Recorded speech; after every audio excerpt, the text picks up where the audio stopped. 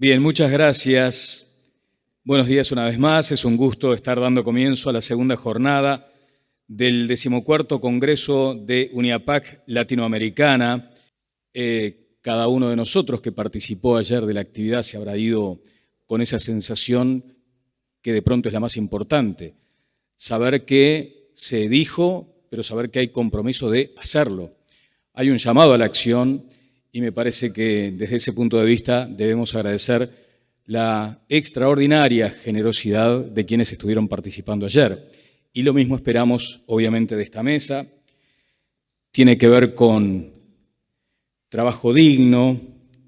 Bueno, lo de trabajo digno, trabajo decente, ético, honesto, porque todos sabemos que se han multiplicado casi al infinito las formas de vínculos, las formas de relaciones laborales, de aquella lógica obrero-patrono, pasamos luego a algunos conceptos que se fueron acuñando y que fueron tomando parte de las organizaciones, lo de colaboradores, lo de la cooperación, lo de colaboradores que cooperan también, lo del capital humano, que siendo ya un concepto de hace bastante tiempo, tiene un significado enorme, capital humano, la dimensión humana, que fue lo que se puso de manifiesto ayer aquí.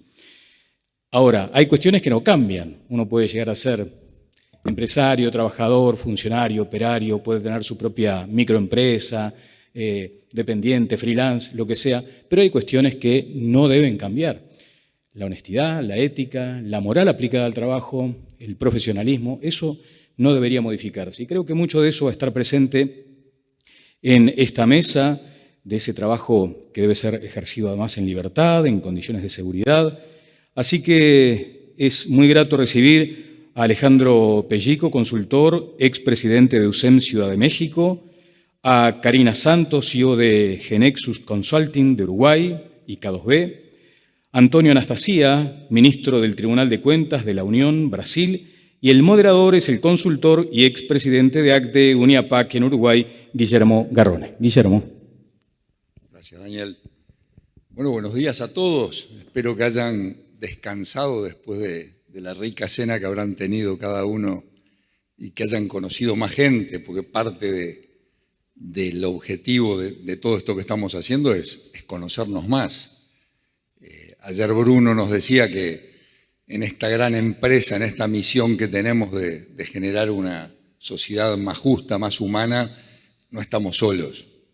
Tenemos 45.000 almas que siguen valores muy similares. Eso que nos manda o que nos guía la doctrina social de la Iglesia, que son valores humanos, valores de todo ciudadano. Así que bueno, estamos con otro panel exquisito que vamos a continuar lo que arrancamos ayer. Y yo ayer venía orgulloso de sentirme un buen ciudadano porque pago mis impuestos. Orgulloso pero no contento, ¿no? Criticón de qué hacen los políticos con los impuestos que yo pago.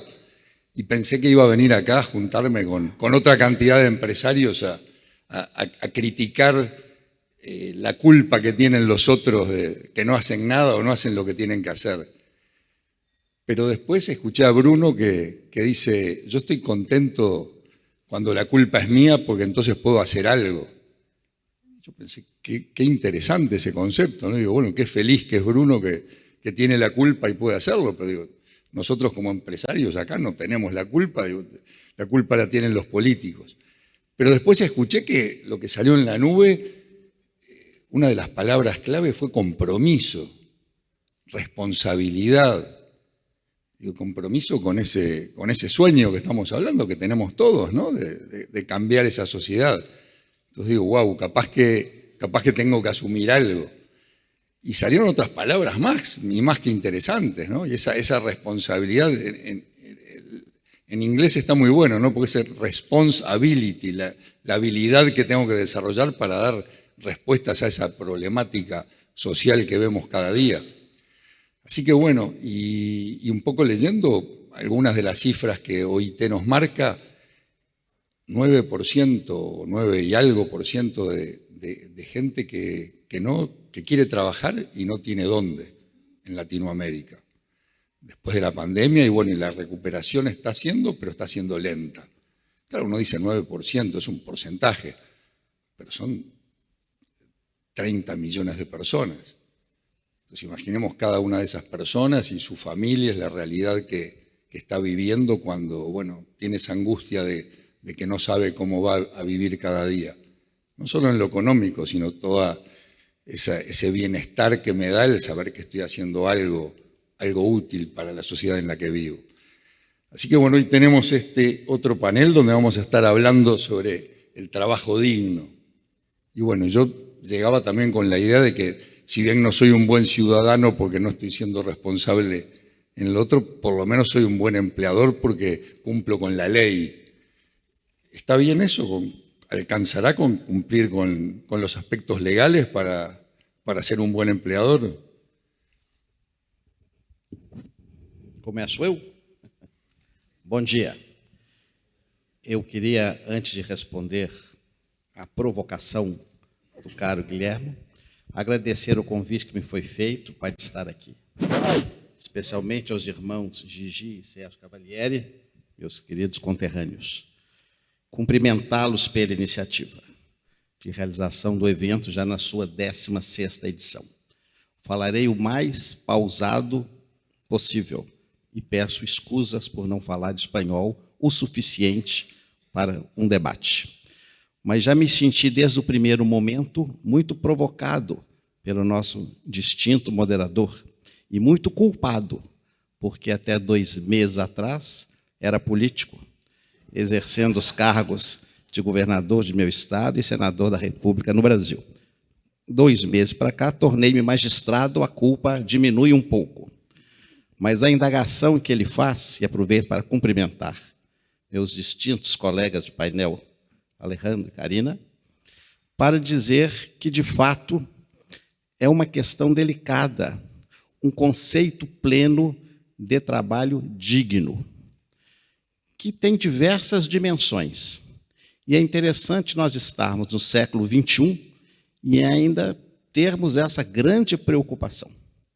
Ainda existe entre nós, infelizmente, no mundo, trabalho escravo, ainda temos trabalho em tráfico de drogas, trabalho de exploração de prostituição, trabalho infantil, trabalhos em condições de insegurança física, inclusive, e sanitária. O que nós percebemos nessas diversas dimensões do conceito de trabalho digno, em primeiro lugar, há uma questão moral, que, evidentemente, como todo tema moral, ele se modifica no tempo e no espaço. Há hoje, entre nós, no mundo ocidental e cristão, um conceito de trabalho digno, que se reflete no conceito que a Organização Internacional do Trabalho chama de trabalho decente. E é exatamente esse trabalho, e já vou concluir, que nós temos uma dimensão legal, uma dimensão da licitude do trabalho, que é aquela manifestada pelo Estado, pelo poder público, que chancela, que autoriza, que dá o seu placet para a realização daquele trabalho e penaliza e proíbe o trabalho que não se enquadra naquela legislação. Daí a importância do painel de ontem, ayer, que eu não estava aqui, infelizmente, cheguei à tarde, sobre a institucionalidade, porque é muito importante o papel do poder público na questão do trabalho. Evidentemente, o núcleo duro é o empresariado, porque é o empresário que permite o trabalho, que gera o trabalho e o emprego. Mas o Estado regulamenta, estimula e penaliza aquele indivíduo. Então, a questão correta do que é o trabalho digno diante do Estado é fundamental, até porque, dentro de uma dimensão maior, que o trabalho digno alcança insumos como de estímulo à qualificação, a profissionalização, a assistência social, muitas vezes são atividades que também o poder público deve avançar. Não vou falar mais, tenho aqui outros dados para trazer, de pesquisas realizadas pela OIT no tema do trabalho decente, mas como a dinâmica será uma dinâmica de perguntas e respostas, objetivamente, já indo muito além do que devia, porque o político acaba falando demais, em atenção à indagação de nosso moderador, de fato, a dimensão da legalidade tem de ser considerada, mas é claro que ela não é, dentro do padrão moral, a única a ser considerada dentro do conceito de trabalho digno. O trabalho digno ideal é aquele que vai além da legalidade, aquele que permitirá uma inserção maior do indivíduo no desenvolvimento daquela sociedade. Obrigado. Muchas gracias, Anastasia. Voy a aclarar algo que está dificultando un poquito más la tarea del panel, y recuerdo ahora por lo que tú decís, voy a tratar de ser breve. Inicialmente les habíamos pedido de hacer 2 módulos de 10 minutos cada uno, pero ayer ustedes valoraron mucho que fuera un diálogo, que fuera una construcción que se fuera haciendo. En particular, Mateus, el empresario, emprendedor de Brasil, fue uno de los que me transmitió esto, y otros más hicieron lo mismo. Así que esta mañana les he pedido esto, de que vayamos construyendo sobre la idea del otro, que es una práctica. Además hay una empresa en el Silicon Valley que se llama IDEO, que generan diseño para todo tipo de industria, y esa es una de las máximas que tiene, construir sobre lo que el otro va diciendo, y genera muchísimo valor. Así que los he invitado y ellos están adaptando lo que tenían a esta nueva realidad. Así que muchas gracias. La incertidumbre es en donde vivimos actualmente, así que estamos acostumbrados. Bueno, gracias por la invitación, gracias a mis compañeros también, un honor. Yo cuando me invitaron a hablar sobre trabajo digno, bueno, lo primero que se pregunta es ¿qué es para mí el trabajo digno, no? Y bueno, un poco la respuesta que encontré fue, en definitiva, un trabajo es digno si nosotros, los empresarios, tenemos un interés real primero por las personas que trabajan con nosotros, nos importan realmente, nos importan los clientes para los que trabajamos y tenemos un propósito bien claro de cómo generar valor en la sociedad. Y eso yo creo que son los cimientos, eso es el sustento del trabajo digno. Sin eso no existe el trabajo digno. Pero además de eso, además de querer hacer eso, tenemos que saber cómo hacerlo. Y eso es complicado. El trabajo ahora está sufriendo, creo que es un actor del escenario actual que está sufriendo una transformación brutal. Y hay algunos factores por los cuales ese trabajo está sufriendo una transformación brutal y yo me animo a decir 3, son muchísimos, pero los que más me impactan a mí son 3. Uno es la autonomía y la temporalidad del trabajo. Hoy el 75% del trabajo en Estados Unidos es temporal o autónomo. Y si nosotros miramos nuestras organizaciones, tenemos algunos activos que son los más importantes. Uno es la información, otro es la manera en que funcionamos, los procesos, cómo hacemos las cosas. Otro es el conocimiento y otro es la cultura. Los 2 primeros los podemos pilotear y podemos decir que la informática o la tecnología se encarga de la información y se encarga de los procesos, de cómo funcionamos, y eso los tenemos salvados. Pero cuando en una organización, en la empresa, el conocimiento va y viene y la cultura, que tiene mucho que ver con los valores con los que tomamos las decisiones todos los días, van y vienen, eso se pone en jaque. Y no solo se pone en jaque el trabajo, sino se pone en jaque la empresa, porque es uno de los principales valores de la empresa. Entonces, ahí tenemos un señor desafío. Creo que ahí el propósito va a jugar un rol principal para mantener esa permanencia y esos activos. El segundo elemento que me parece que está incidiendo muchísimo en el trabajo es esta realidad virtual que nos ha acelerado la pandemia, y es que la gente no trabaja más presencialmente. Eso tiene desafíos importantes pero menores, y es que nosotros venimos de organizaciones muy taylorianas, donde trabajamos bajo modelos de comando y control, donde de alguna manera pido algo y algo se hace, y esos modelos van a tener que acelerar su cambio e ir a modelos mucho más colaborativos y mucho más de gestión por resultados. Ese es otro desafío que tenemos en el trabajo. Y el tercer tema, que es el que más me compete a mí, porque vivo inmersa en la tecnología, es la tecnología. Y la tecnología está desafiando fuertemente el trabajo. Y bueno, y ahí de alguna manera tenemos a los pesimistas y a los optimistas. Los pesimistas dicen que en el 2030 el 25% de la gente no va a tener trabajo, y los optimistas decimos que se va a cumplir lo que se cumplió durante toda la historia de las últimas revoluciones, y que los trabajos se van a generar, se van a morir unos y van a surgir otros.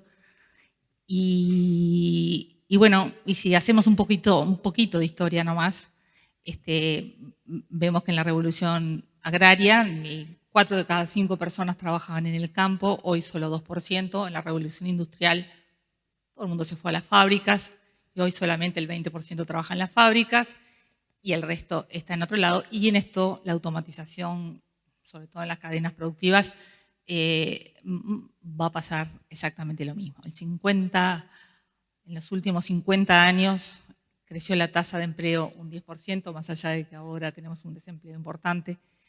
Entonces, yo creo que la pregunta no tiene que ser, tenemos que cambiar la pregunta no tiene que ser si esto se va a repetir o no se va a repetir, si nos vamos a quedar sin trabajo o con trabajo, sino cómo ser protagonistas en este escenario, donde el trabajo está siendo bombardeado y donde la empresa está siendo bombardeada. Así que estaremos hablando de eso, ¿no? Pero bueno, este es un poco... Exacto, gracias, Karina.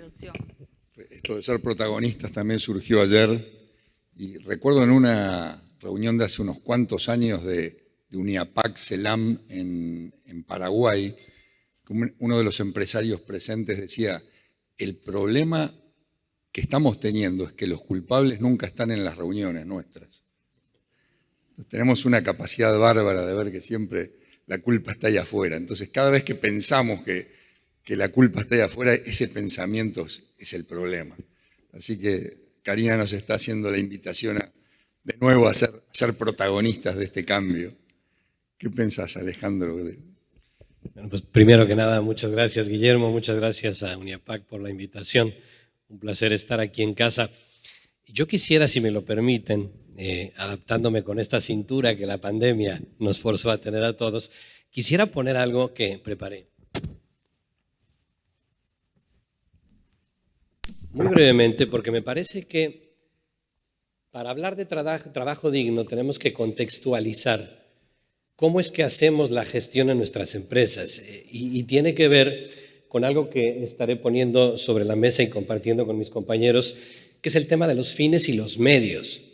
Al final, el tema de la empresa es qué queremos conseguir y cómo las personas nos ayudan a conseguirlo desde su dignidad, porque el trabajo, si no es desde esa óptica, al final se vuelve instrumental. Y todo tiene que ver, ayer nos decía nuestro presidente, esta famosa frase de Adam Smith que todo el mundo hemos leído, que al final, cuando uno dice que, o reconocemos que se trata de gestionar el egoísmo y el propio interés, ciertamente en Uniapac estamos por encima de ello, pero en la cultura dominante el trabajo y la lógica de las organizaciones mucho está en esta tesitura, y lo que nos ha dado es una coartada moral.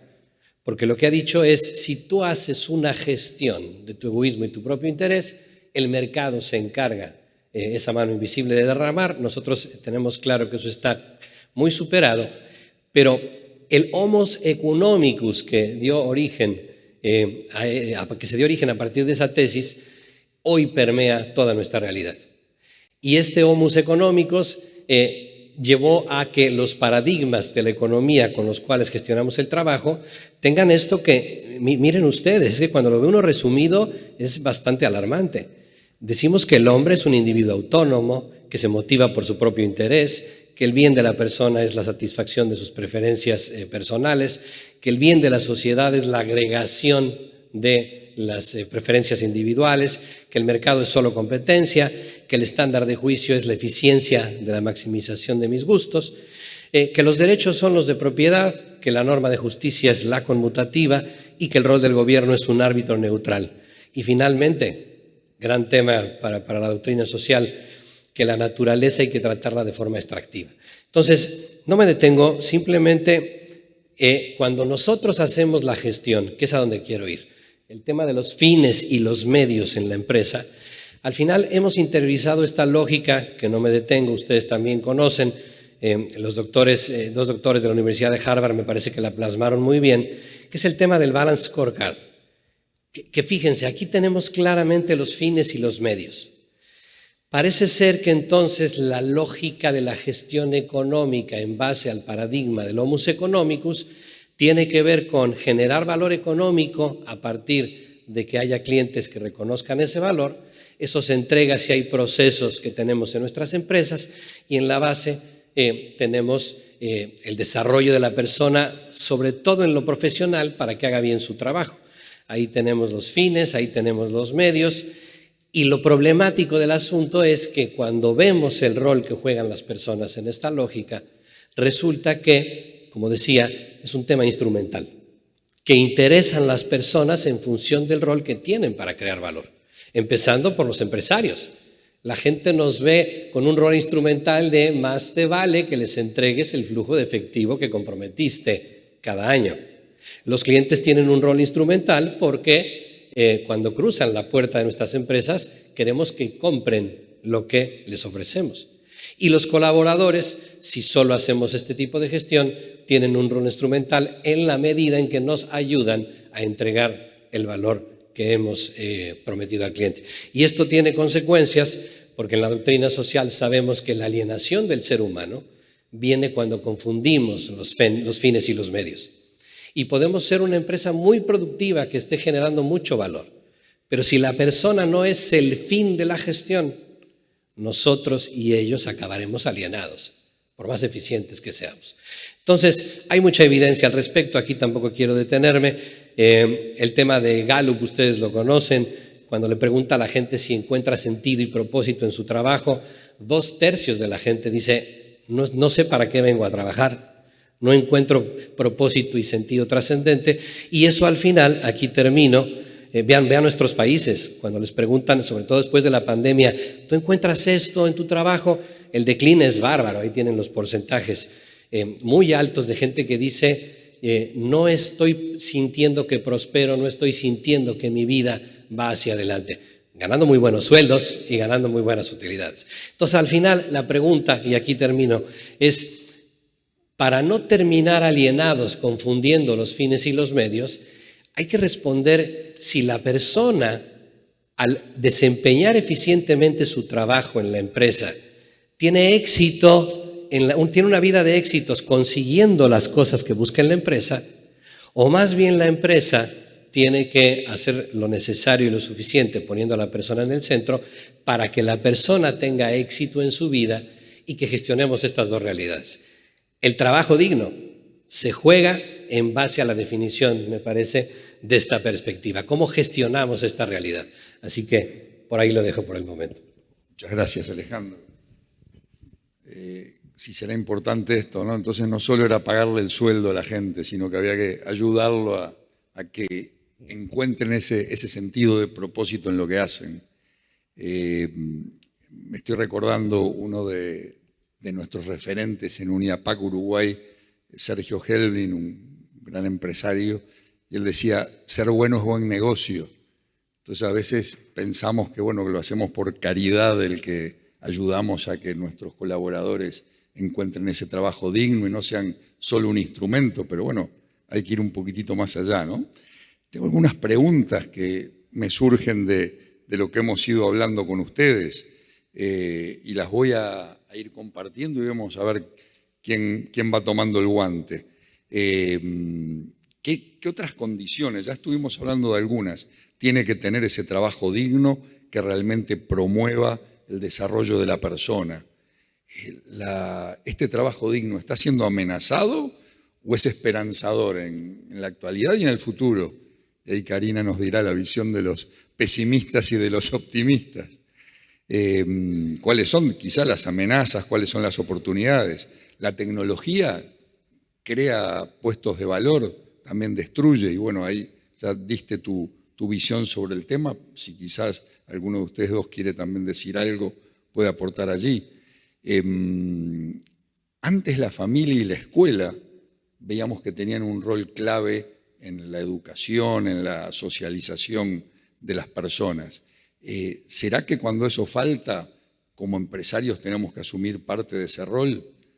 ¿Será que a veces cuando vemos que el sistema educativo falla, tendemos que criticar a las universidades o tenemos que ayudarlos a que adapten sus planes de estudio para que sean ciudadanos útiles luego en el trabajo también? ¿Qué le podríamos pedir a la educación? Así que bueno, voy dejando por allí y vemos que sale. Adelante. Bem, estas perguntas ou indagações de nosso moderador, por si só, justificam uma palestra de 1 hora, especialmente sobre educação.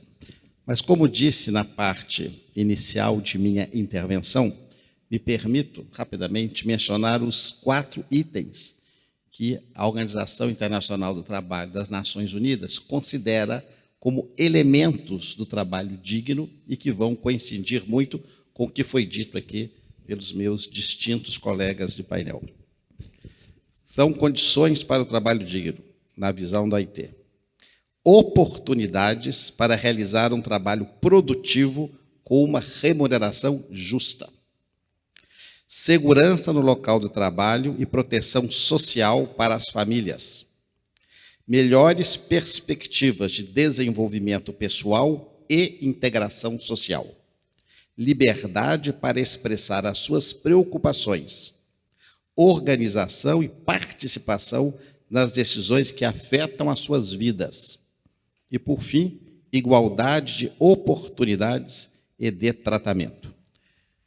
Esses itens, a meu juízo, alcançam e parametram o conceito não só moral, mas legal de trabalho digno.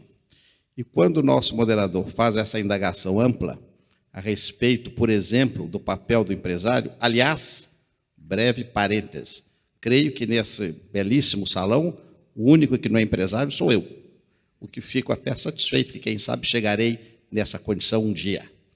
Mas por que motivo é importante debatermos o papel do empresário em relação a um verdadeiro trabalho digno? Porque se o poder público, o Estado, é a sociedade organizada, o Estado não tem um monopólio das atividades sociais. Ao contrário, é imprescindível, é fundamental que a sociedade organizada, especialmente pelos empresários que têm meios, possam não só colaborar, como avançar em parceria com o poder público, mas também por suas iniciativas. Permitam-me exemplificar no tema da educação. Na questão da qualificação profissional, se o empresário não identifica aonde é o seu nicho, a sua necessidade, aonde está a deficiência da formação profissional para o seu avanço, dificilmente ele conseguirá um empregado, um colaborador que vai realizar o intento ideal, como há pouco mostrou na sua belíssima apresentação nosso caro Alejandro, do papel do colaborador. Então, é de fato importante que haja essa iniciativa. E nós percebemos, inclusive nas grandes pesquisas feitas, aonde é o melhor local para se trabalhar, feito em todos os países, que as empresas que possibilitam aprendizagem, qualificação, desenvolvimento pessoal e humano de seus colaboradores, elas sobem no ranking desse sentimento subjetivo de trabalho digno e de um bom local para trabalhar, o que agrega valor a esta empresa, de reconhecimento social e até econômico. Então, há essa necessidade, claro, que muitas empresas não têm condições financeiras de sozinhas realizar essas iniciativas. Daí porque a participação importantíssima, no caso brasileiro, e também sei de outros países da América Latina, de grandes organizações empresariais que colaboram nessa formação. No caso brasileiro, acredito que todos aqui da América Latina sabem, nós temos uma estrutura muito própria, chamada Sistema S, com referência às confederações da indústria, do comércio, da agricultura, que tem escolas profissionais de altíssima qualidade e que estão alta no ranking da qualidade do ensino. Então, essa participação, meu caro Guilherme, eu acho fundamental e deixarei para um outro momento questões mais específicas, como, por exemplo, relativas a egressos do sistema penitenciário versus educação versus atividade empresarial. Para não me estender muito agora e peço excusas por falar demais. Está perfecto. Antonio, gracias. En orden lo hacemos. Bueno, un poco desde mi rol de la tecnología, para plantear ese escenario de la cuarta revolución digital o industrial, todos sabemos que estamos en un mundo donde se opera virtualmente, donde los pedidos se entregan por un dron, donde las fábricas más grandes de construcción de tecnología con 1.300.000 funcionarios está siendo suplantada por robots. Y así podríamos seguir con una cantidad de innovaciones que autos autónomos, industrias que están siendo realmente desafiadas por la tecnología y que ya están en un avance de expansión, en un momento, una fase de expansión. Esas tecnologías nos ponen en jaque. No le tengo miedo al uso de las tecnologías, creo que todos somos capaces de entender cómo usar y aprender a usar las tecnologías. Creo que el desafío mayor está en saber cuándo, cómo usarlas para transformar nuestras organizaciones. Y eso es lo que estoy viendo desde mi lugar y en las organizaciones en las que trabajamos. Es difícil darse cuenta dónde está mi oportunidad. ¿Dónde está mi oportunidad de transformar mis procesos, automatizar mis procesos? Porque ahí voy a obtener beneficios económicos y si no lo hago yo, lo va a hacer otro. Es difícil darse cuenta qué nuevos productos puedo lanzar al mercado, qué nuevos servicios. Y más aún, cómo están afectando esas tecnologías mi modelo de negocio, si sigue siendo vigente o si lo tengo que cambiar. Entonces, en el ataque de la tecnología a la empresa y al trabajo, el gran desafío está en darse cuenta cómo cambiar. Y a veces no es tan simple. Y les voy a poner un ejemplito que para mí ejemplifica muchísimo esto, y es Michelin. Michelin hace cubiertas, seguramente automatizó todo su proceso de construcción de cubiertas, pero darse cuenta de que podía poner un sensor en una cubierta para conseguir información de cómo están las rutas, de cuál es la temperatura, de cuáles son las fallas de las rutas, de cuál es el tráfico de las rutas, para vender esa información al sector logístico, eso es un darse cuenta. Eso es disruptivo. Ese es el desafío que tenemos las empresas hoy. Porque esa tecnología no está desafiando solamente cómo hago esto más rápido o cómo hago esto mejor, sino qué otras cosas puedo hacer con estas tecnologías. Y entramos en este ciclo de darse cuenta, de cambiar y de encontrar de que en mi empresa hay capacidades que no tengo y hay capacidades que me sobran. Y ahí está la responsabilidad nuestra de decir, bueno, ¿cómo hago para reciclar? ¿Cómo hago para reinventar mi gente? ¿Y cómo hago para adquirir las capacidades que tengo? ¿Y cómo hago también para generar oportunidades en las personas que las tienen en menor escala? ¿Cómo puedo insertar en ese ciclo de transformación donde surgen continuamente nuevos roles? ¿Cómo hago para integrar personas con menos oportunidades? Nosotros, por ejemplo, un ejemplo muy claro es en la industria de software, para integrar personas con menos oportunidades, un lugar muy claro es el lugar de testing. Nosotros trabajamos con gente de Anima, que está acá, con gente de CADI, de la Fundación Bensadún Luren, que son gente discapacitada, para integrarlos en ese rol. Pero estoy segura que todas las industrias tienen un lugar para integrar esas personas con menos oportunidades. Entonces, en este ciclo continuo de reinventarse, de descubrirse, de redefinirse, surgen nuevos roles, surgen nuevas oportunidades, no solamente para las personas que trabajan con nosotros, sino para otras que no las tienen y que podemos generarlas. Entonces, este descubrir, este darse cuenta de dónde está mi transformación digital es el gran desafío que tenemos y la gran oportunidad también para generar valor y para generar trabajo para otros. Muchas gracias, muy interesante ese ejemplo además, y esa invitación a darnos cuenta y a ser disruptivos, no solo en lo digital, sino capaz que también en otras áreas. Así que de eso vamos a seguir hablando, pero antes, Alejandro, a ver qué nos cuenta. Gracias, Guillermo. Bien, pues yo quisiera referirme a la pregunta que hacías sobre el rol de la educación en todo esto de, sobre todo, formar dirigentes de empresa que vean a la persona en su integridad y que respeten su dignidad en todo el trabajo, ¿no? Por desgracia, en las escuelas de negocio se enseña mucho la lógica instrumental a la que yo me refería, ¿no?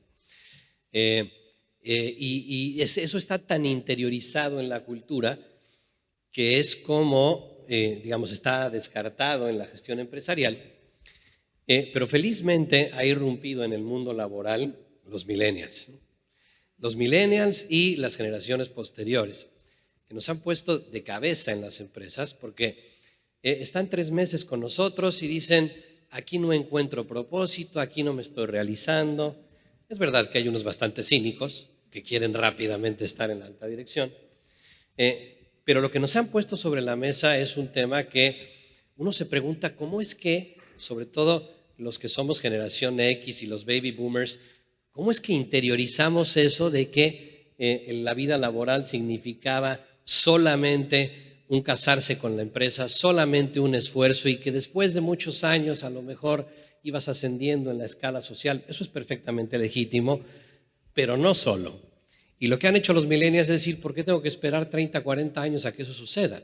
¿Cómo es que hoy empiezo a tenerlo? Entonces, eso nos ha llevado a cambiar la dinámica en las empresas, a cuestionarnos cómo hacemos que este tipo de colaboradores permanezcan con nosotros. Si además esto lo ligamos al famoso cambio de época que estamos viviendo, muy trillado. Pero ayer platicaba con algunos colegas que decían, yo tengo hijos de 40 años y tengo una hija de 20 que fue el pilón, ¿no? Y dice, yo no sé quién educó a la chiquita.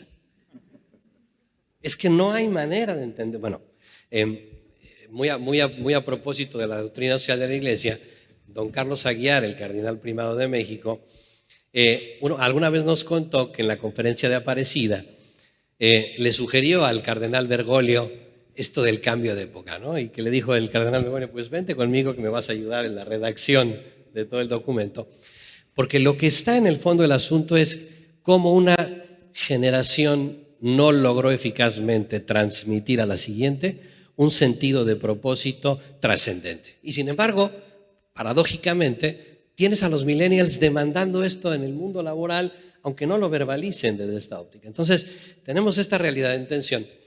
Y lo interesante del asunto es cómo respondemos desde la empresa para dignificar a estos millennials, que ya no es que nosotros queramos hacer algo especial porque estamos en ACDE, en UNIAPAC, sino porque si no lo hacemos, no vamos a lograr retener a estos personajes.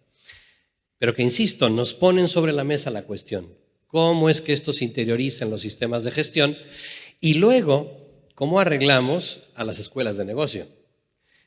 Recuerdo también, omitiré nombres, pero una escuela muy connotada en México que da valores en su gestión, en su pedagogía, ¿no?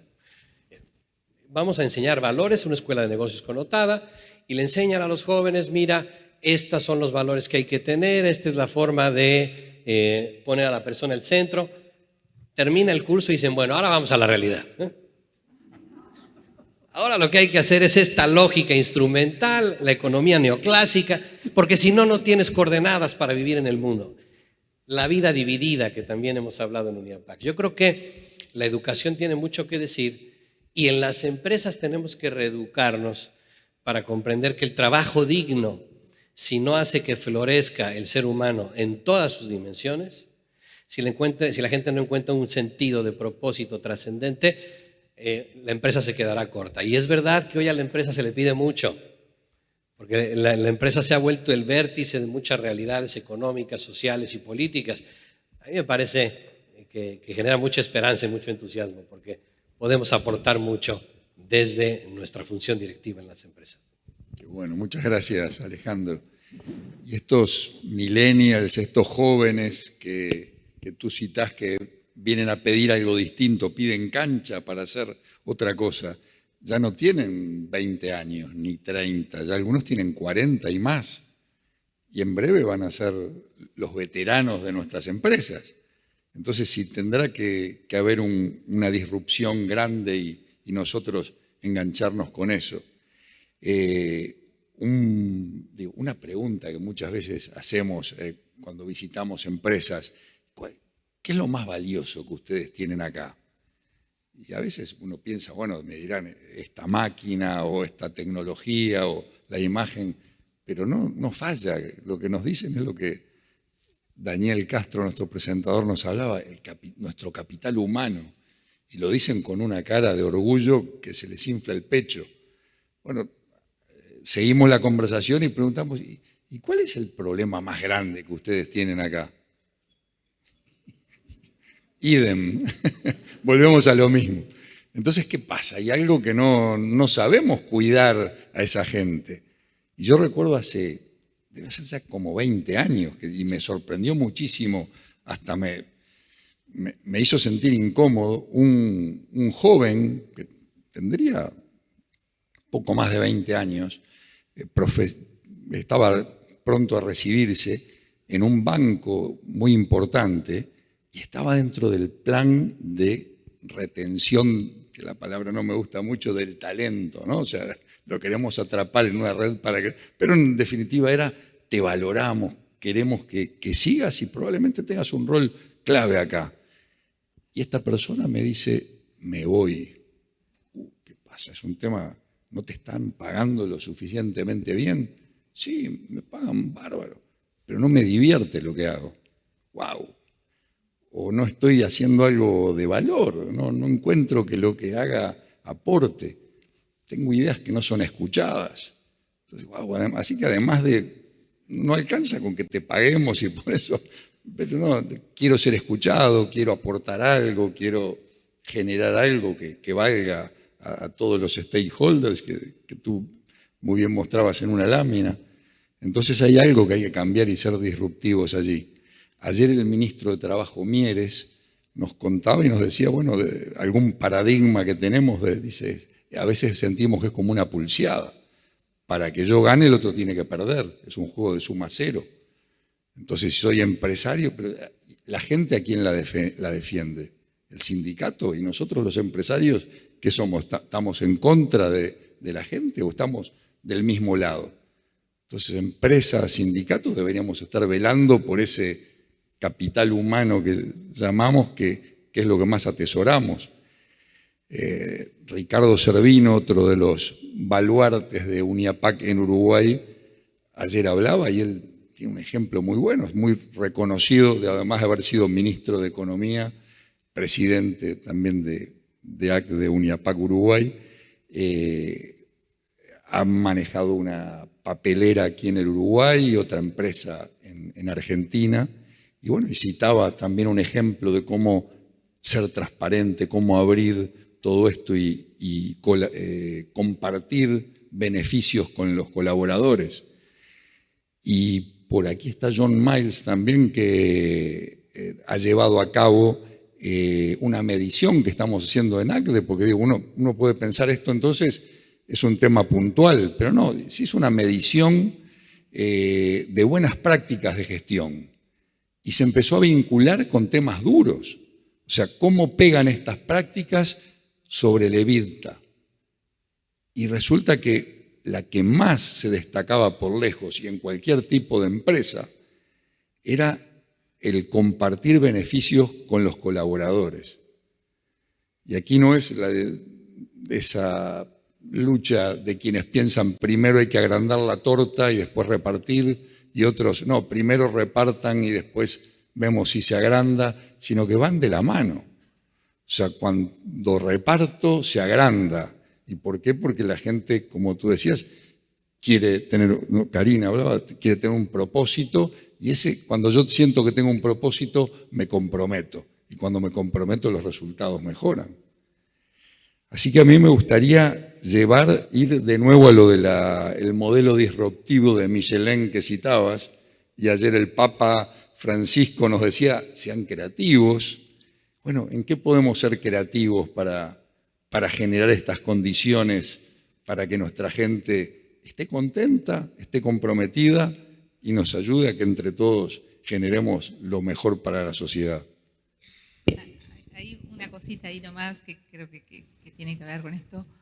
La tecnología se va a ubicar en los lugares más duros, en los lugares donde se van a repetir las cosas, donde nosotros hacemos actividades repetitivas, en las cadenas de ensamble, en las tareas rutinarias. A nosotros nos queda un gran espacio, nos queda un espacio de la creatividad, de la innovación, de la empatía, de cómo mantener buenas y saludables relaciones interpersonales, de capacidades de negociación, de capacidades de hacer proyectos, de capacidades de descubrir esto de cómo reinventarse. Y eso, ¿dónde se enseña? ¿Dónde se enseña? Y se enseña en la familia, pero los papás muchas veces estamos muy ocupados y muchas veces no tenemos un tiempo para enseñar cómo ser creativo, cómo ser empático, que me importe el otro y que me importe el problema del otro. Y si no los tenemos los papás, menos lo tiene la educación formal hoy. Y tampoco los tenemos a veces las empresas. Entonces, en la educación y en todos sus niveles, primario, secundario, terciario, hay poco de esto. Hay poco de enseñar cómo ser creativo, cómo ser innovador, cómo ser empático, cómo transformar, cómo relacionarme, cómo negociar, cómo participar en un equipo. Y si la educación no cambia eso, porque los contenidos, miren, los contenidos, hay unas cuantas cifras por ahí, pero dice que son obsoletos, el conocimiento es obsoleto en 10 años. Entonces, nosotros concentramos mucho de la educación en los primeros 25 años de vida. Más o menos el 90% de nuestro tiempo dedicado a la educación está en los primeros 25 años de vida. Y en el resto, bien poquito. Y si eso es así, y es cierto que el conocimiento se vuelve obsoleto rápidamente, algunos capaz que en 10 años, otros en 5 y otros en 20, pero está ahí, ¿qué estamos haciendo? No tenemos que distribuir la educación durante toda nuestra vida y capaz que es el 20% durante el 100% de nuestra vida. Y capaz que tenemos que enseñar mucho más de estas cosas porque la tecnología de alguna manera va a suplantar lo que se puede aprender y hacer en tareas repetitivas. Entonces, ¿cómo hacemos esto en las empresas? ¿Cómo las empresas van a gastar y a invertir parte de su tiempo en seguir formando en forma continua? ¿Cómo los gobiernos van a inducir a la educación a que no se estudia solo hasta los 25 años, sino que se estudia toda la vida? ¿Y cómo vamos a promover desde todos esos espacios, desde el lado personal incluso, cómo yo voy a dedicar mi tiempo a formarme toda mi vida? Entonces, ahí creo que tenemos como mucho para hacer, ¿no? O sea, mucho para trabajar y en todos los niveles. Porque esta tecnología nos está desafiando, primero a trabajar con y no contra. Y ahí ya tengo algunos ejemplos, pero por otro lado, si la tecnología se inserta y hace el conocimiento más obsoleto rápidamente, nos está invitando también a estudiar y aprender, y aprender a aprender y aprender a desaprender también. Porque la experiencia que teníamos hace 10 años ya no nos sirve para hoy. Así que ahí tenemos también un trabajo divertido. Es un llamado a no solo al sistema educativo, sino a nosotros. Ayer los expositores decían, las políticas públicas son responsabilidad de los políticos, pero también son responsabilidad nuestra, porque el saber de la Constitución, el saber de lo que se crea, porque dice, son las arterias de la democracia. Wow, si será eso, yo nunca lo había escuchado, y si será algo importante. Entonces, bueno, y la educación lo mismo, ¿cómo nosotros ayudamos a que eso ocurra? Los jóvenes ya trabajaron, no en el tema de educación, sino en el tema de jubilación, con el mismo concepto que estás planteando tú. Nosotros nos enseñaron que teníamos que trabajar duro toda la vida y después descansar cuando jubilamos. Ellos toman años sabáticos cada tanto y ya hacen prejubilaciones tempranas. Adelante, que puede. Não há dúvida que há uma modificação rápida e profunda na forma, especialmente dos jovens, em encarar a realidade laboral. Na década de 90 do século passado, eu trabalhava no Ministério do Trabalho do Brasil e fui ao Japão, a convite do governo japonês. E como os senhores sabem, há uma grande colônia de japoneses no Brasil e muitos voltaram para o Japão para trabalhar. E as autoridades do Ministério do Trabalho do Japão me perguntaram, muito assustados, por que o trabalhador Nisei, japonês nascido no Brasil e que voltou ao Japão, fazia tantas reivindicações à empresa. Porque no Japão, primeiro a pátria, depois a empresa, mais distante a família, por fim o indivíduo. Eu dizia a ele, na década de 90, no Brasil é o oposto. Primeiro o indivíduo, depois a família e bem distante, empresa, pátria. É uma realidade. De lá para cá, as coisas se alteraram ainda mais. Não sei no Japão, mas na realidade brasileira e ocidental, o que aqui foi dito, passamos a ter uma geração nini em espanhol. Nem trabalha, nem estuda. Por outro lado, uma decisão de uma educação que é confrontada pelos jovens, porque eles não reconhecem na educação tradicional valores que agora julgam adequados.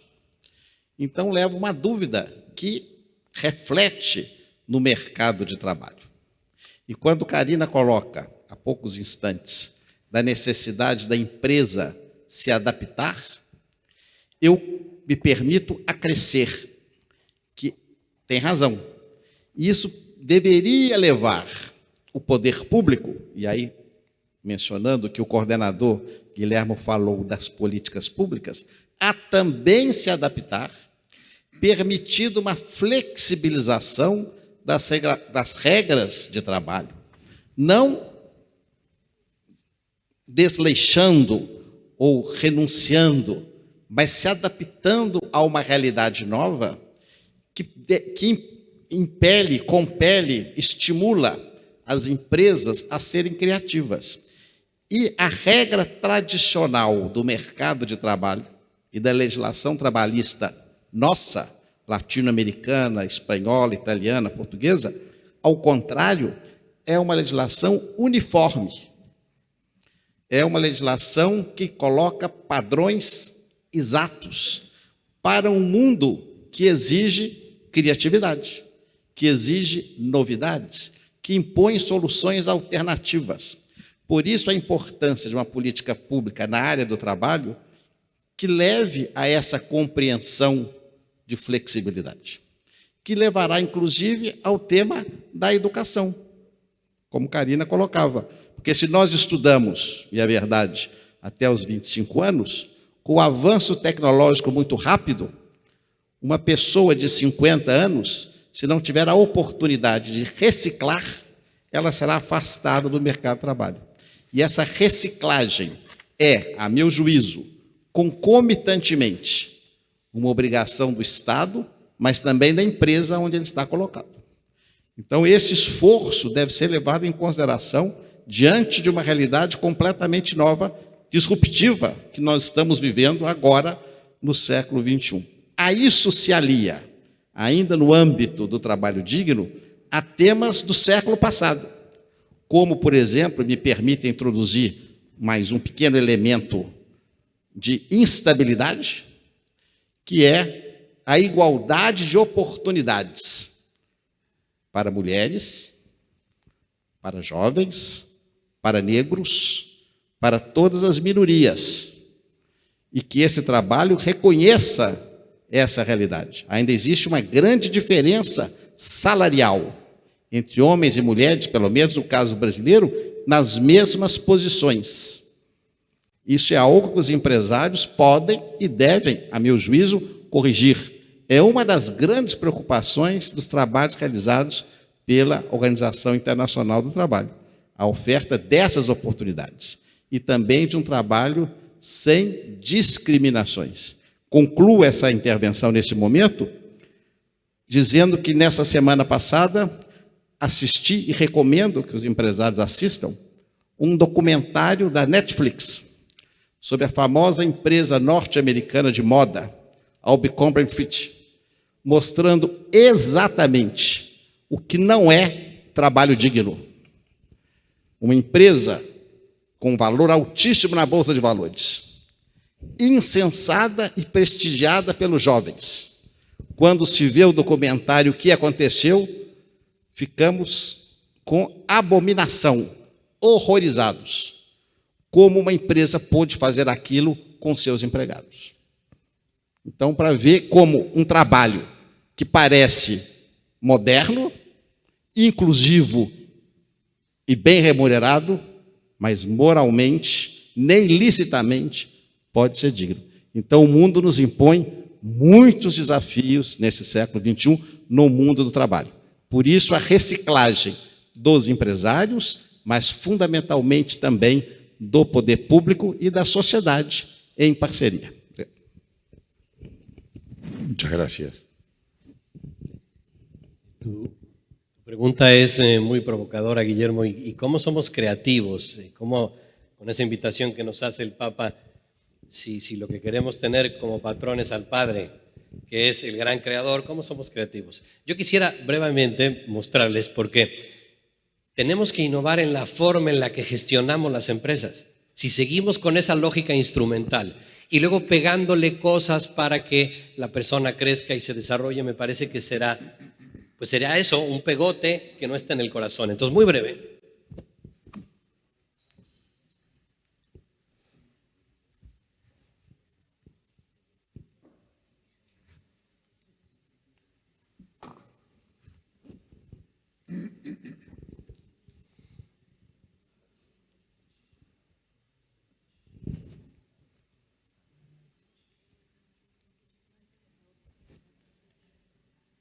Aquí, muy rápido. Fíjense, el Papa Francisco, en una entrevista que le hizo el profesor Massimo Borghesi, indagando sobre su pensamiento, el Papa confiesa que fue un gran lector de Romano Guardini, un filósofo ítalo-alemán de los años 20, que hablaba sobre la gestión de los opuestos, ¿no? Sobre las tensiones. Y el Papa Francisco dice que, fíjense esta frase tan provocadora, las oposiciones ayudan, la vida humana está estructurada en forma de oposición. Las tensiones no necesariamente deben resolverse y aprobarse, no son como contradicciones. Y esto me llevó a pensar en esto que decimos en Uniapac de las empresas que son altamente productivas y plenamente humanas, que de hecho los sistemas ideológicos los plantean como dicotomías, ¿no? O eres altamente productivo o eres plenamente humano, pero el Papa nos dice es que no es una o la otra, son las dos. Entonces, ¿cómo llevamos esto a una gestión sistemática? Y aquí es donde está la propuesta muy rápida. Tenemos que tener en las empresas esa visión que tiene que ver con participación de mercado, que tiene que ver con crecimiento, pero hay que tener en el horizonte esa vocación, ese propósito del que hablaba Guillermo, Karina. ¿Cómo le damos a nuestra gente ese sentido trascendente? Estos dos temas están en tensión y hay que gestionarlas como una sola realidad. Tenemos, sobre todo, y lo que decíamos de los millennials, cómo cada persona y cada comunidad encuentran el significado pleno de su actuar solo si reconocen el bien que da sentido a su acción. Y si el bien al que van todos los días a construir es el engrosarle la cartera a alguien, eso difícilmente entusiasma. Entonces, ¿cómo logramos esto? Bueno, pues hay que tener en los resultados que buscamos en la empresa el bien común externo, hacia afuera de la empresa, que yo leí el otro día una persona que decía, más allá de las definiciones del compendio que todos no sabemos, o sea, el bien común es la esperanza de que mi bien y el bien del otro no se contrapongan, sino que se complementen. Fíjense, como un horizonte de esperanza no es algo consumado y ya presente, es algo que hay que construir. Y eso se logra si antes hay bien común dentro de la empresa. Y ahí es donde están los medios, porque a propósito de la responsabilidad social, de repente hay empresas que somos candil de la calle y oscuridad de la casa. Entonces, el reto es generar muchas utilidades, todas las que se puedan, pero reconocer que hay una tensión entre generar riqueza y repartirla. Y nosotros sabemos que eso se resuelve con el destino universal de los bienes, que ese es el principio que más nos cuesta trabajo interiorizar. Sí, la doctrina social está muy bien, pero primero lo mío. Entonces, la justicia en sus tres dimensiones es muy importante para gestionar esa tensión. La otra tensión es el valor que le prometemos a todos los stakeholders. Pero fíjense qué curioso, todos ellos son personas y todos ellos son personas que lo que esperan es sentirse valoradas y respetadas, es decir, que se actualice su dignidad. Ese es el principio que puede inspirar nuestra gestión como un resultado. Entonces, lo que tienes es una tensión entre crear y repartir riqueza y entregar valor y hacer sentir valorado y respetado. Otra vez, como dice el Papa, son las dos. La pregunta sería, ¿ustedes en sus sistemas de gestión tienen estos resultados, tienen métricas que les permitan saber si están alcanzando esto o más bien por la derecha únicamente el renglón de utilidades y tal? ¿Cómo logramos esto? Y aquí es donde viene la propuesta de trabajo digno y decente. Las dimensiones del trabajo que se actualizan están también en tensión. Una es la dimensión adquisitiva, que es tener lo suficiente para tener una vida que me permita mantener una familia y llevar las cosas en condiciones adecuadas, que es el trabajo justo. Pero luego está la dimensión expresiva del trabajo, que es lo que lleva al trabajo decente. Esto es, que pueda yo expresar mi propia personalidad, que pueda yo aportar aquello que el mundo se pierde si yo me lo guardo. Y en el trabajo es donde yo lo expreso. Finalmente, si estas dos cosas se dan, es como tenemos un trabajo digno. El resultado de la dimensión de justicia y la dimensión de decencia del trabajo. ¿Cómo se logra? Si nuestra colaboración es tayloriana. Pero fíjense, Taylor decía, si yo divido el trabajo para que sea eficiente, tengo que tratar a la gente como borrego. Eso decía Taylor. El reto es cómo soy eficiente en lo que yo hago y cómo al mismo tiempo colaboro. Y ahí hay otra tensión que se resuelve desde la solidaridad y la subsidiariedad, pero que nos muestra la tensión entre el mérito y la gratiedad. Ya voy terminando. En la base tenemos que tener lo que la persona necesita para hacer bien su trabajo, pero lo que necesita para ser más persona. Ahí están todas las dimensiones, emocional, espiritual, social, familiar, que en las empresas tenemos, como decía yo, como pegote, pero no como un objetivo concreto, como parte de la gestión. Y eso es lo que los millennials nos están reclamando. Finalmente, necesitamos dividir el trabajo para que sea eficiente. Tú haces esto, yo hago el otro, las áreas, pero eso está en tensión con crear una comunidad que es integrar. Todos somos parte de lo mismo. Y como ya decíamos, los principios que facultan esto es la forma de hacer interacciones humanas, desde la solidaridad y la subsidiariedad. Y esto, termino, tiene que ver con las últimas tensiones. ¿Cómo habilito al individuo? Porque es verdad que somos personas, pero ¿cómo habilito a la comunidad? Las dos al mismo tiempo, no es una o la otra. En este afán de ser creativo, Guillermo, creo que les dejo esto sobre la mesa. Si encontramos un mecanismo de hacer gestión que ponga a la persona al centro, reconociendo que hay tensiones, pues a lo mejor nos empieza a ir un poco mejor, ¿no? Muchas gracias, Alejandro. Taylor era fanático de la eficiencia y le abrumaba el ver cómo la gente iba despacio cuando caminaba en la fábrica para ir de un lado a otro. Y él decía, ¿será que hacen lo mismo en su casa? Y era tan fanático que empezó a seguir gente cuando iba caminando hacia su casa y veía que caminaba mucho más rápido. Entonces empezó a preguntar, ¿qué es lo que pasa? O sea, y bueno, ¿será de nuevo que la culpa es que la gente es mala? ¿O será que tenía una motivación en su casa que no encontraba en la empresa? Entonces, wow, sí hay mucho que tenemos que hacer y en forma creativa. Por acá me anoté algo que tú estabas hablando sobre esta tensión que nos marcaba el Papa, y bueno, y cómo valoramos estas posiciones que aparentemente son opuestas y cómo hacemos para generar algo en común, porque de algún modo tendemos a juntarnos a conversar con quienes hablan parecido y piensan parecido a nosotros. Pero alguien me decía, cuando dos personas piensan lo mismo, una sobra. Entonces mejor que escuchemos la voz del que piensa diferente. Y el Papa hablaba de la imagen, que a mí me gustó mucho, del poliedro. Dice, qué maravilloso, dice, las relaciones entre las personas son como un poliedro donde todos los lados son distintos, pero esa figura se sostiene.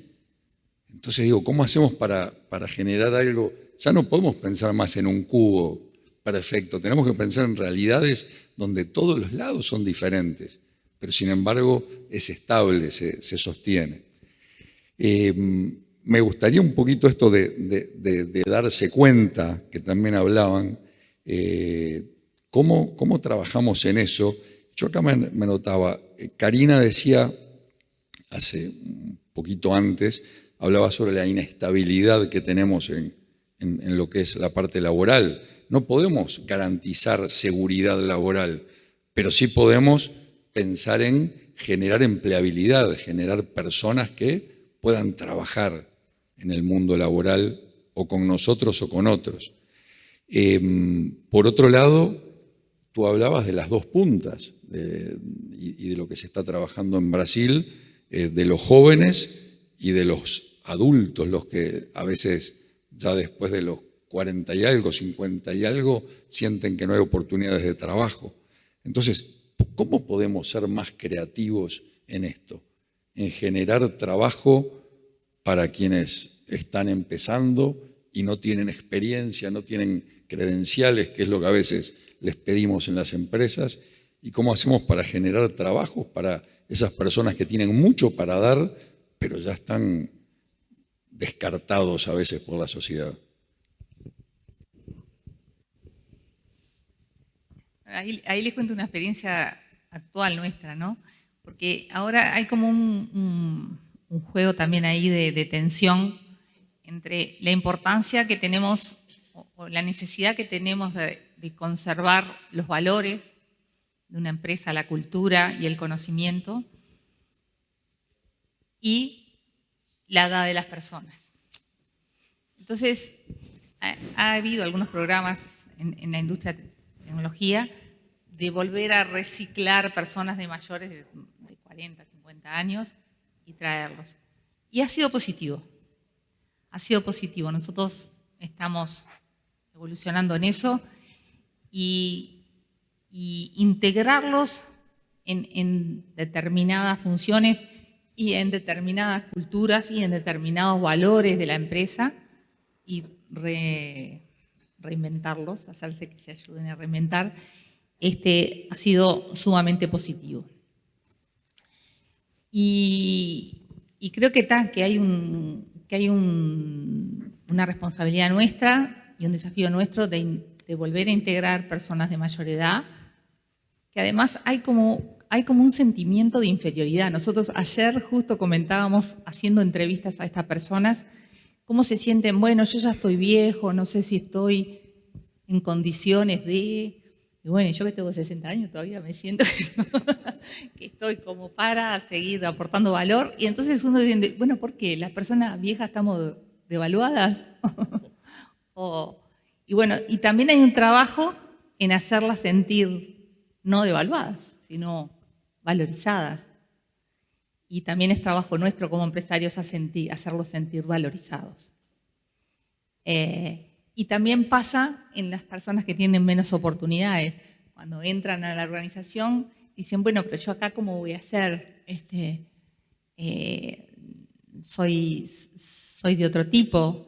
Y bueno, y el generar la cultura de que integren a personas no profesionales capaz, también es un desafío nuestro. También es un desafío decir, está bueno, no sé, está bueno, e integrar todo el medio o toda la familia de esa persona. Yo tengo alguna anécdota que ahora se me ocurrió, es que en esta integración de estas personas en el área de testing, la mamá empezó a cocinar para todo el equipo de la empresa. Entonces, de alguna manera, esa mamá también se integró a la empresa. Y muchas mamás empezaron a tejer cosas para otro grupo que estaba de alguna manera necesitando y demás. Entonces, se genera un espíritu de colaboración al integrar capaz personas que no están tan bien valuadas por la sociedad, pero que de alguna manera hacen y siguen aportando valor a las empresas. Lindos ejemplos. Bem, o que nós temos nesse caso, a meu juízo, são duas dimensões. Em primeiro lugar, a dimensão empresarial, que decorre da responsabilidade social das empresas, exatamente para acolher segmentos mais vulneráveis, jovens, pessoas mais maduras, pessoas com deficiência, que devem ser acolhidas. Mas a empresa, ou o mundo empresarial, ele não pode ser obrigado a recrutar esse segmento, porque muitas vezes a própria empresa não tem condições. Daí a segunda dimensão, onde tenho mais experiência, que é exatamente, ou são exatamente, os programas de políticas públicas que criam estímulos e incentivos para que as empresas adotem e acolham estes segmentos. Programas de primeiro emprego, programas de redução de encargos para pessoas com deficiência, com portador de alguma especialidade, para pessoas mais maduras. Esses programas existem em todos os países, muitas vezes vinculados a uma renúncia fiscal. Portanto, uma opção da sociedade, representada no seu parlamento, para que, de fato, esses segmentos mais vulneráveis sejam acolhidos e não fiquem à margem. Acredito que essas políticas são totalmente aplaudidas e necessárias. Por evidente, se a empresa tem condições de per si, independente de incentivos, de realizar aquelas atividades, melhor será. Mas se porventura ela não tiver essa condição, caberá sim ao Estado, ao poder público, criar mecanismos de estímulo.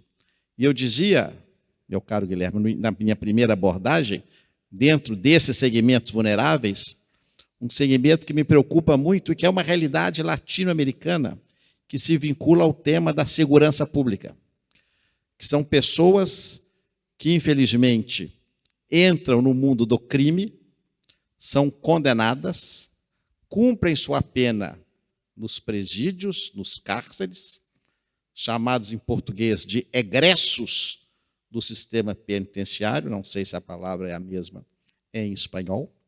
Esses egressos, quando voltam ao convívio da sociedade, se não tiverem uma oportunidade, vão delinquir novamente. Então, é fundamental que haja uma participação da sociedade nesse aspecto, porque aqui há muito preconceito, há muito medo, há muito receio. Mas se nós não investirmos nesse segmento, a violência que atinge as empresas e a sociedade não diminuirá jamais no nosso continente. Então, aí também tem de haver uma política pública acoplada à vontade, ao exemplo da liderança empresarial. E, ao final, eu acresço essa cereja no bolo, como se diz, que é a vontade, o exemplo e a liderança empresarial, que precisam se manifestar positivamente nesse sentido. Não podem ficar passivos. Tem de tomar uma atitude de iniciativa, de criatividade, como se disse, de fato, para dar exemplos à sociedade. Porque eles têm, como Alejandro bem mostrou, os meios para fazê-lo. E esses meios significa uma interseção, uma interface, não só com seus empregados, mas com toda a comunidade onde a empresa se situa. Então, essa responsabilidade não é pequena.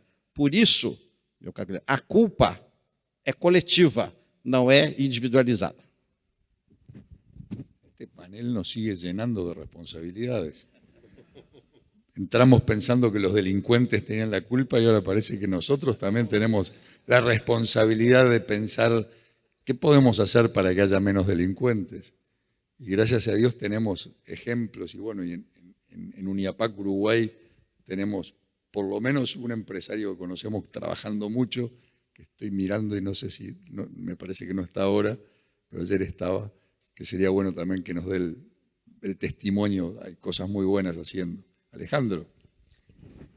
Me quedé pensando en lo que comentabas, Karina, porque en el mundo económico en general tenemos tan interiorizada la lógica instrumental que la gente cuando llega al trabajo dice, bueno, es que yo no sé si puedo colaborar, bueno, es que yo no sé. Es que tú eres valioso porque existes. Y que cuando tú crees que serás apreciado en tanto el valor que aportas, eso hace que tu dignidad se merme en tu concepción, porque nosotros sabemos que la dignidad está presente siempre. El reto justamente me parece que está en cómo te haces cargo de las dos cosas, ¿no? Y tiene que ver un poco con lo que decíamos antes de, ¿es la empresa para las personas o son las personas para la empresa? Pues es que son las dos realidades. Si tú no cumples con la efectividad y la productividad que se te pide en tu trabajo, te van a pedir un día que pases por la puerta grande y que no vuelvas. Pero si tú no encuentras sentido, propósito, esa actualización de tu dignidad que te hace sentir valorado y apreciado por las personas con las que trabajas, vas a estar buscando otro lugar donde eso suceda. Todos hemos tenido la experiencia o hemos conocido a alguien que le dicen, oye, te duplico el sueldo, vente a trabajar conmigo. Ni de loco. Y gente que dice, dame la mitad, que me voy de aquí mañana. Otra vez, porque si solo es la lógica instrumental, lo que impera es la transacción, monetizada en cuanto al trabajo como un recurso que tiene un precio. Fíjense además nuestro lenguaje, ¿no? Los recursos humanos, empleados, capital humano, todo tiene una lógica instrumental. El que ha parecido un poquito más políticamente correcto es capital humano. Yo les digo, traten de no usarlo, porque es una palabra que viene de la lógica instrumental. ¿Por qué no tenemos departamentos de personas? Que son las que nos ayudan a que la persona haga bien su trabajo y también tenga un crecimiento y un desarrollo pleno. Entonces, y luego con lo que decía el ministro, Necesitamos políticas públicas que aseguren que esto sucede, porque reconozcamos que hemos caído muchas veces en el angelismo empresarial. Y creemos que, como esa parte de la sociedad que genera valor y trabajo, pues se nos tiene que dejar en paz y que hagamos lo mejor que podamos. Bueno, pues no somos ángeles. Qué bueno que está el Estado que nos ayuda a poner las normas para no salir de los límites. Pero también por el otro lado, si tenemos un Estado muy invasivo, pues resulta que no es un corsé que no nos deja mover. Yo creo que es una tensión, como dice el Papa. Hay que aprender a vivir en la tensión entre los ángeles y los demonios, ¿no? Como reconociendo que hay muchísimas cosas que aportar en la actividad empresarial y cómo las políticas públicas tienen que ayudarnos a seguir la norma. Hay que tener esa cintura para vivir en la tensión, sabiendo que si tira mucho de un lado, hay que volver un poco a algo más cómodo y viceversa. En la medida en que gestionemos esta tensión, me parece que podremos tanto tener un impacto en la vida de las personas mucho más eficaz, como al final lograr que las personas se sientan motivadas y realizadas en lo que realizan. Qué bueno, Alejandro. Eso de la motivación, aplaudo. Yo creo que la motivación es un tema más intrínseco que de afuera, ¿no? Que viene más de adentro que de afuera. Pero lo que me parece que la industria y en general el sector empresarial está haciendo mal es que de alguna manera me conviene que me importe la gente o me conviene que me importe la responsabilidad social. Cuando a mí se me ponen los pelos de punta, pero entonces el revertir eso, porque hoy está de moda, ¿no? Que me importe las personas o que me importe la responsabilidad social. Y cuando, como vos decías, empieza a ser un engendro ahí que se pone, pero que no tiene sentido y no tiene propósito y no tiene fondo. Entonces, vuelvo al principio, ¿no? O sea, de última, todo esto se trata de que de verdad me importe. De que de verdad me importe la gente y que de verdad me importen mis clientes y que de verdad me importe sacar lo mejor de las personas, ¿no? Y ahí está, me parece, como el centro de la cosa, ¿no? Qué bueno, qué bueno. Creo que quienes dicen eso es una invitación a que, bueno, no solo ustedes porque son gente de fe o son gente buena les debe importar, sino que también al que quizá no cree que solamente tiene que tener una empresa rentable, también le tiene que importar porque eso le va a dar la rentabilidad. Pero como tú bien decís, Karina, si no lo hacemos de corazón, se nota. No somos buenos actores todo el tiempo, entonces no dura el fingir interés por el otro. Entonces hay que realmente sentirlo. Y ayer Gigi nos decía, nos invitaba cuando preguntaron, ¿y qué es algo que se puede hacer? Mirar a la gente. La gente, digo, las personas sentimos esa ausencia de no. Y tú decías ahora, sentirse valorado. Las personas se sienten valoradas, nos sentimos valorados. Hagan la encuesta. Les animo a que pregunten del 1 al 10, ¿cuán valorado sentís tú en tu entorno? Tus ideas, lo que propones, lo que tenés para aportar. Los promedios a nosotros nos dan menos de 7, entre 6 y 7. Recuerdo una vez haciendo este ejercicio con un grupo de gerentes, eran 8 personas y 8 gerentes de área y el gerente general, que era el hijo del fundador de la empresa, una empresa familiar. Y bueno, y dio ese orden. Digo, mira, da el promedio, pero lo que me preocupa es que si bien hay algunos que pusieron 8 y 9, hay una persona que puso 1. Digo, ¿tenés idea de quién puede ser? Porque tendrías que hablar con esa persona. Me mira y me dice, lo tengo clarísimo. Me dice, bueno, soy yo. Digo, pero si vos sos el hijo del dueño. Y me dice, sí, por eso mismo. Dice, mi papá me dice que, bueno, que yo soy el que debo hacer, pero después yo digo algo y la gente le pregunta a mi papá y mi papá le dice otra cosa. Entonces nos pasa eso y a veces el sentirnos valorados nos motiva y nos lleva, tú decías, a la motivación. Motivación es motivo a la acción. O sea, no voy a actuar si no estoy motivado. Así que tenemos un montón de cosas para seguir trabajando acá y para que empresas como la de Bruno, que ayer contaba, que bueno, que en estos primeros 250 años que tiene, ¿no? Y él decía algo que yo me lo noté por aquí, lo voy a repetir tal cual. Dice, en los tiempos buenos, a todos nos va bien. En los momentos malos, solo los que tienen a la gente de su lado. Entonces, bueno, creo que hemos compartido y hemos escuchado de ustedes un montón de cosas que deberíamos estar pensando, reflexionando, para ver cómo hacemos para tener a la gente de nuestro lado. O sea, de un solo lado, estar todos juntos pensando en todos los stakeholders que Alejandro nos mostró más de una vez.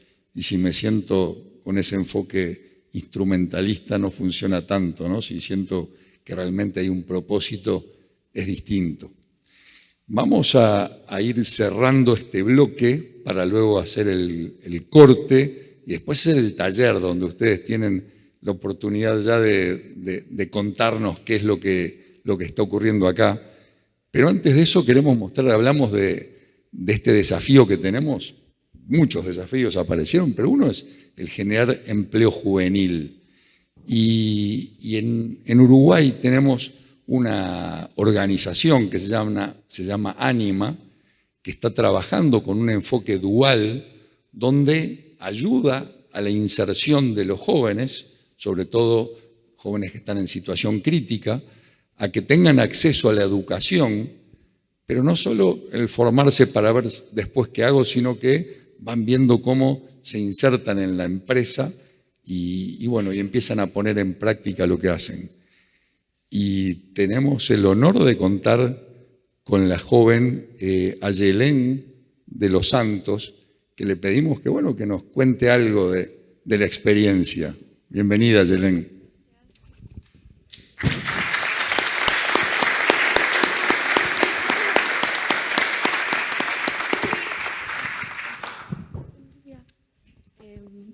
Hola. Buenos días. Y nada, hay mucha gente y estoy un poco nerviosa. Pero nada, cuando la directora de Anima me invitó a venir, me emocioné bastante porque era una forma de seguir aportando a Anima más allá de no ser parte de Anima actualmente. Y nada, y después cuando me contó que íbamos a hablar de trabajo digno acá, estuvo muy de más, porque que me inviten a hablar en un lugar, hablar de trabajo digno siendo tan joven, es algo que está muy bueno, porque que nos den oportunidades y que nos escuchen siendo jóvenes, está bueno. Oh.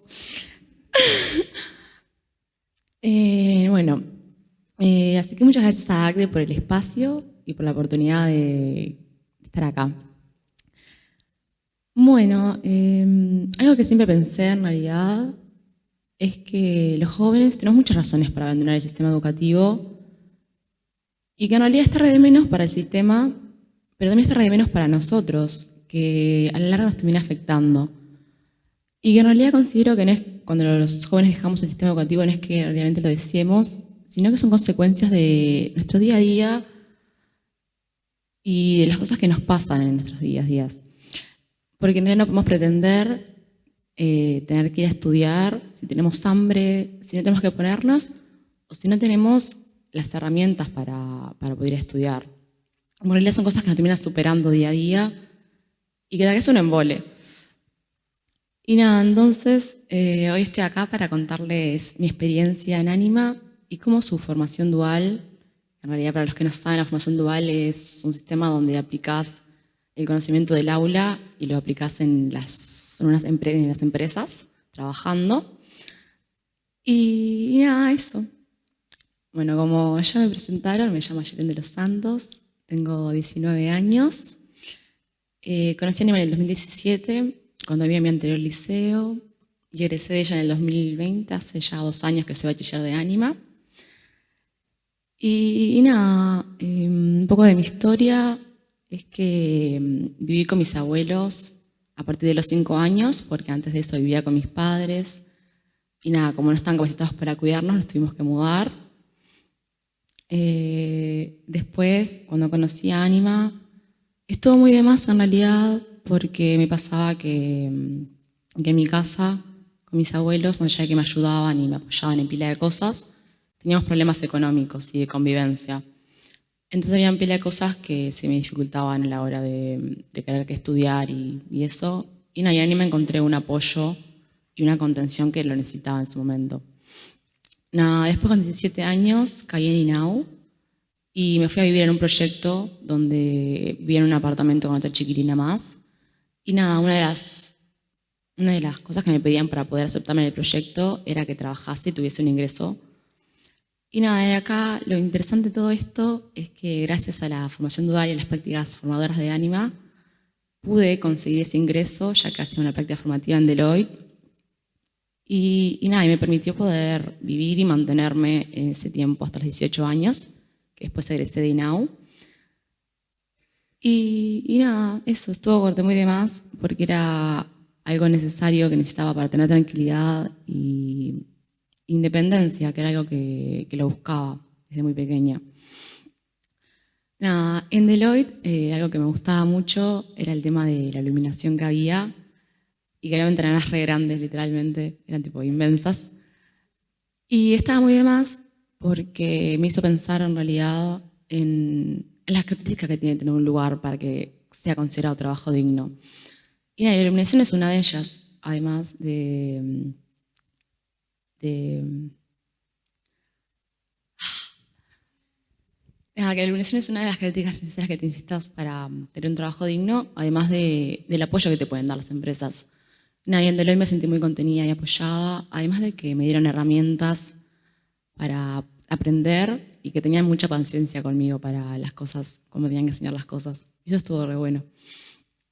Y nada, en realidad, después, quería contarles que si son empresas y tienen la oportunidad de darle trabajo a personas jóvenes, que lo hagan en realidad, porque nosotros como jóvenes que somos, aprovechamos las oportunidades y nada, le metemos muchas ganas a las cosas. Y más con el tema del trabajo, que es actualmente bastante difícil conseguir cuando sos jóvenes y no tenés contactos ni experiencia. Entonces, nada, si tienen la oportunidad, que lo hagan porque lo van a poder ser una oportunidad importante para ustedes, que lo van a poder aprovechar y que los jóvenes también lo van a poder aprovechar y que les va a ser bien para su crecimiento. Y bueno, hace un tiempo en realidad me habían preguntado qué consideraba yo Ánima en mi vida y cómo me ayudaba. Y nada, cuando me lo preguntaron, les conté que para mí Ánima era oportunidades y ayuda para poder crecer y formarme como persona. Y actualmente, después de 2 años ya, considero que, más que nada, que Ánima, más de haber pasado en mi vida, es responsable de la persona que soy actualmente en gran parte y que está muy de más porque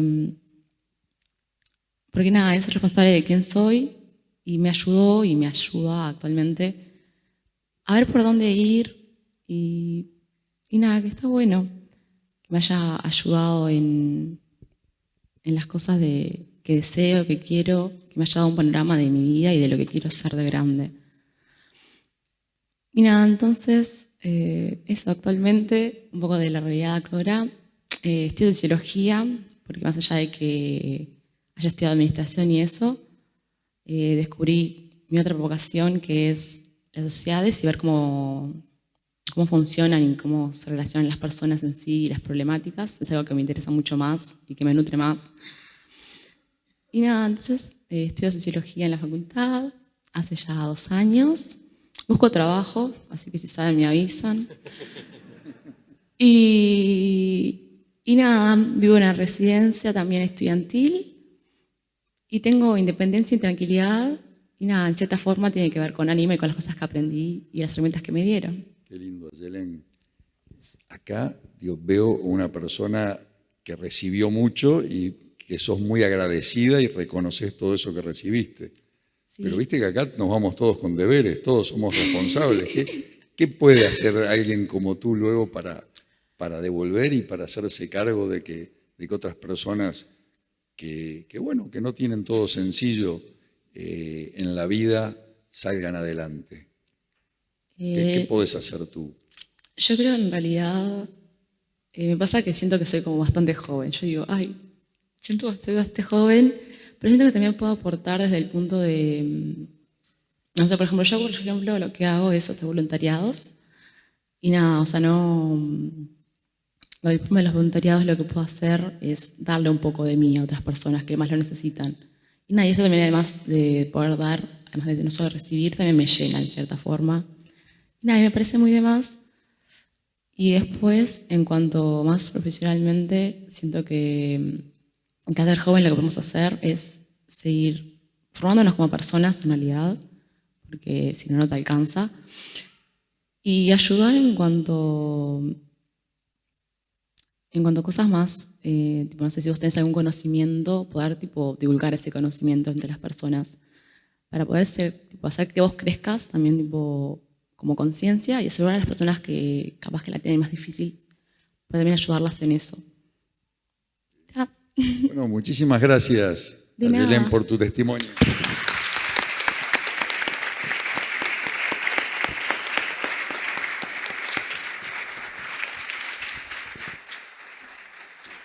Bueno, qué excelente idea haber contado con el testimonio de Ayelen y que se reitere el aplauso porque allá detrás hay, a ver, levanten la mano, otros integrantes de Ánima que han estado colaborando con la organización. Bueno, muy bien, vamos a hacer una pausa. Decía Guillermo algo y me voy a permitir. También saco mis apuntes. Y además es verdad, muchas veces nos juntamos a aquellas personas que pensamos parecido. En este caso yo vengo como de otro palo, ¿no? Como de otro sapo de otro pozo, del periodismo. Entonces me permito también dejar planteadas algunas cuestiones, de pronto para dialogarlas ahí en el café. La gestión por resultados, allí tan asociado eso a la necesidad de la confianza. Es intangible. O sea, la transparencia de unos y otros, ¿no? Ese intangible fundamental y tan necesario para construir estos vínculos. Cómo es ser protagonistas en este escenario complejo, Karina, el darse cuenta, ese concepto tan fuerte que me encantó. Las culpas, ¿cuáles son las principales? Me las tendrás que decir, Guillermo, más adelante. La cultura esa dominante del egoísmo. Y después esa confusión bastante frecuente de fines y medios en un mundo de trabajo y de los vínculos. Y además, lo bueno de estos encuentros es que uno debería irse con aprendizajes. Yo hoy tengo el mío propio, hoy aprendí algo, aprendí mucho, pero algo fundamental.